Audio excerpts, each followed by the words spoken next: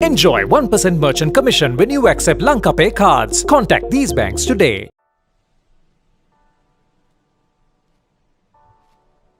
Welcome to Times Online. Today we have Mr. Thorsten Leppek, Director, Asia Region of Acumatica, an ERP solutions provider. Welcome to Sri Lanka, Mr. Leppek. Thank you very much for having me. When did you start your business in Sri Lanka? We started working in Asia, came into Asia about 8-9 years ago, and mainly focused on the Southeast Asian market first, so Philippines, Singapore, and so on. And I'm in this role nearly 7 years now. And after we are doing pretty well there, we decided we want to go into the next location, want to expand the market. And so the idea was South Asia, and then we decided to go into Sri Lanka, which was 3 years ago, 2020. If you could explain a little bit about your business. So we are principal manufacturer of ERP software. We started in 2008, and we tried to do a few things different from the very beginning. And one of the things is that we are never selling directly. So we decided to work everywhere where we are operating with local partners that are reselling our solution and that are implementing the solution, doing the training and everything around. We do this for two reasons. One is really operational and off the ground. We believe that the local reseller always knows the local culture better, the local tax regulations better, which is relevant in an ERP solution, in an accounting solution. They local language if needed. Like I said before, we can concentrate on our product. So we really, 80% of our resources are developers. So we really the product people who are developing this solution. Which is good for us here too in Sri Lanka, where maybe we speak later a little bit more about it, where we're building a team which is mainly focusing on this product development as well and building it. It comes to mind, Mr. Leppek, Sri Lanka has had its own challenges in the past with regards to the pandemic, as well as thereafter, or the macro situation was not improving. Why did you decide to come to Sri Lanka? So the initial idea was because we got acquired about half year before this by a company called EQT that I think most people in Sri Lanka know and are aware of, which is an equity firm out of Scandinavia who owns IFS as well. So which made IFS our sister company. So we are both owned by EQT. And when we discussed where are we going next, it was for us obvious to choose Sri Lanka because we could use infrastructure here that IFS already has, connections that they have. So they could help us a lot in going into this market. And it's for us for sure easier to go into a market like Sri Lanka, if we want to go into new regions, as to go into big markets like India or larger ones. So it was for us a good logical step where we had friends who helped us, which was IFS in this case. Super. So what will be your plans for Sri Lanka? Two ways. So one is, and this is at the moment really our main focus, is building a global team here, global support team. So like I said before, we have R&D here now developing the product. We have global support consultants supporting our partners, not only here in the region and all over Asia. We have our finance team, we have HR. So this is one part of it. We have now in Sri Lanka 90 people around we are building up. At the moment, our office is still in the IFS building, so we are renting space from IFS and have there our Acumatica team. But we will move into our own premises in a couple of weeks. So it's now renovation and so on, building it. So that's one part of it. It's really using technical resources to help us to develop our product further and to support our local partners. The second part is sales. And Sri Lanka is an interesting market. When we started 3 years ago, we started pretty well, got the first customers quicker than we actually expected and some interesting ones too, I think. And so this was very successful. Last year, you mentioned it was very difficult for us too here in Sri Lanka. But now we see it's coming back. So and the developing is there, and we see a really good chance in the market because we are focusing on mid-market, and this is where I see a lot of potential customers here in Sri Lanka that we can help. And this is, I said before, we try to do things different. And the number one is we put the customer in the center of everything. Okay, everybody says it, but our way of thinking, our vision is that we can help with our solution, together with our partners, help the customers to grow.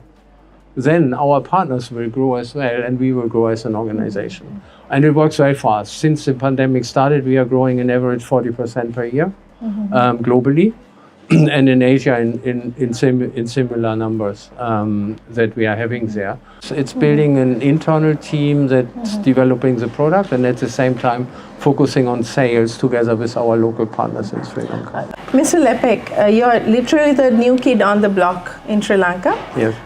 So during the past 3 years, how have you faced competition? Yeah, so there are various competitors out there, not only in Sri Lanka, everywhere in the world, focusing on European business solutions. What we mainly see in Sri Lanka is that there is not one dominating competitor that we are seeing. We are meeting SAP V1, where we believe we have a technology advantage with being from day one a 100% cloud solution, cloud-based, which means work from home is normal. You never install anything on your client machine, or you just open a browser and you work in your business solution wherever you are. So that's one of the things. We are seeing Odoo more coming into the market with very, very low entry pricing, but with a very, very different model. We are not really focusing on the competition in this. Our focus is really, as I mentioned before, understanding the customer, what they are doing, what their plans are, and then helping them to work out something where they can grow their business. And maybe to give you another example how we support this is, we are the only ones who offer unlimited user licensing, which means if our customer grows and has to hire more people and building up their team, they don't have to buy additional users from us every time. We want to promote this. We want to support them with doing it.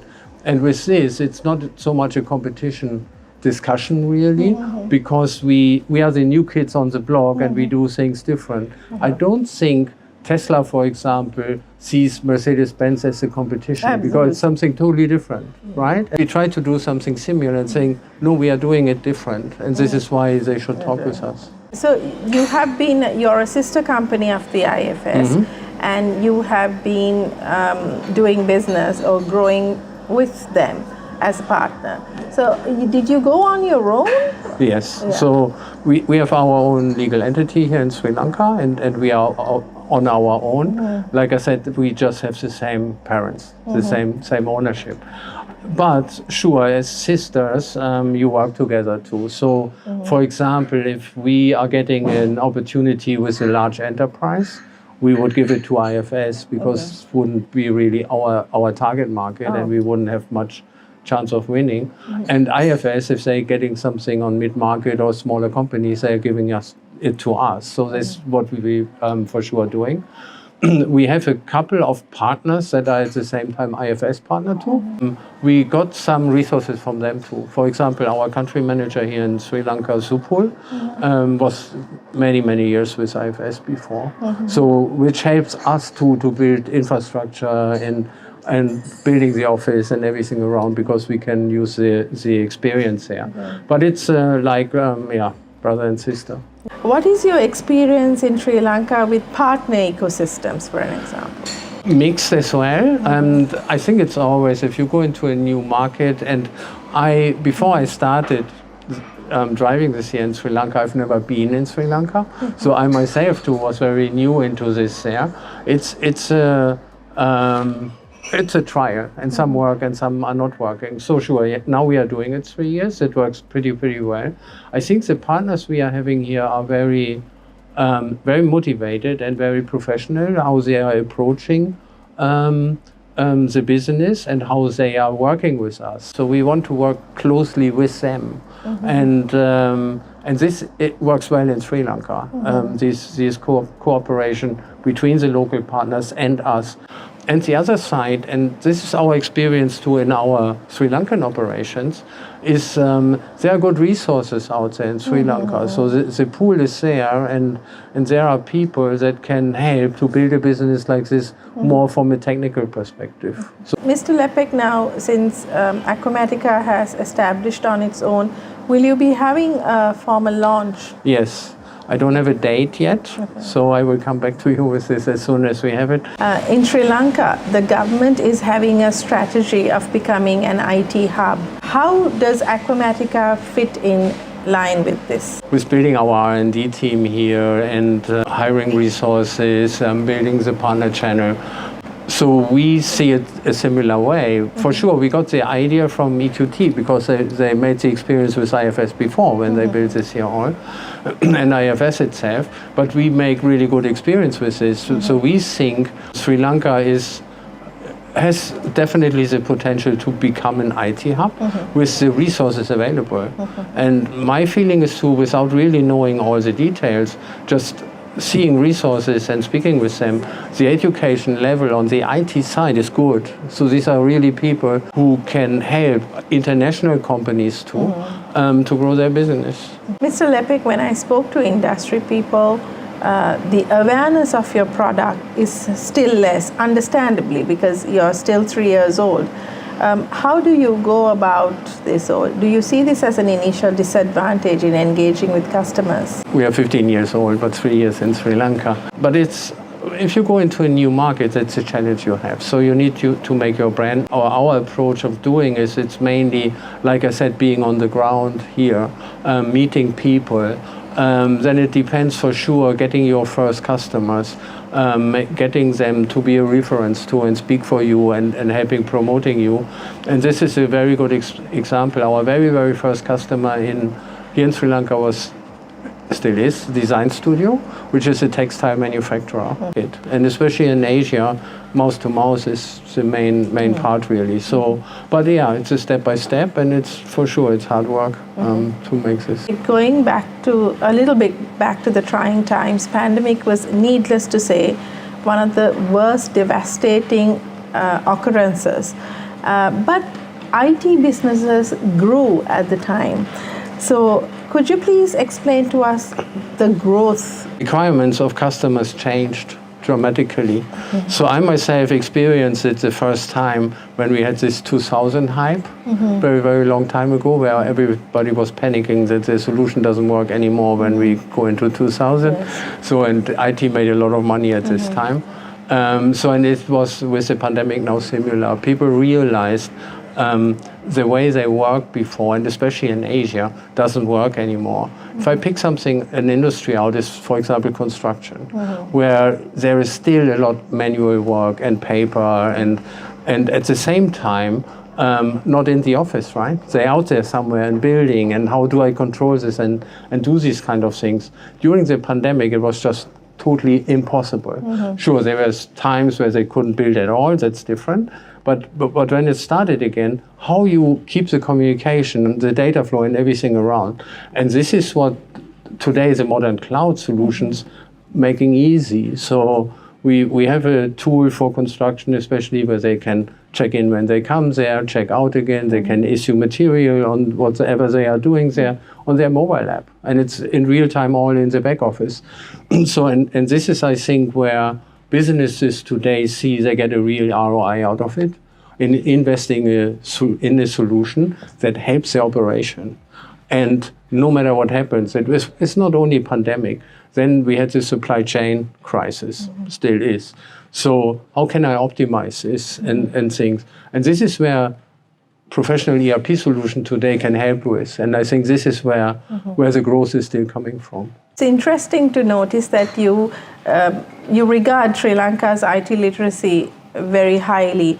And I know that there's a level of perception that Sri Lanka has high IT literate people, but we are losing so many to the West, mainly to the West. What is your take on this? Even me myself, it happened to me too already with Sri Lankan resources. It's a challenge, and so I'm working everywhere in Asia, and I see this in a lot of countries. So it's not only in Sri Lanka a challenge. I see this in Indonesia. I see this in Vietnam. Very, very similar challenge. I think we have an advantage in being a global company in the end, because we can offer them these opportunities. If it is a local company, it's hard for them to compete with a ERP reseller in the UK. So because the salary they are getting there, and you wouldn't be able to do this, and the experience they are making there. But we can. So we are everywhere in the world. We during the pandemic and when the Ukraine war started, we moved a lot of resources to Canada, who asked us, can we move there? So we have these options internally to say, okay, if somebody really says, I want to move somewhere else, we have opportunities out there to keep them in our organization, so which is for us very, very important. To keep them in Sri Lanka is, I think, a much, much bigger problem, and maybe not something we can address. This has to come from political initiatives, making it interesting for them to stay here and to do these things. But this is how we can try to address that we at least keep these people with us. And at the same time, like I said, if it's about getting promoted or into management positions, IFS is our sister, so there we always have opportunities too to say, okay, we don't have anything in Acumatica Sri Lanka at the moment, but maybe this is something for you. So this is how we try to address and to keep the people as an Acumatica together. Thank you very much for your time and that insightful discussion. Thank you very much. Thank you very much.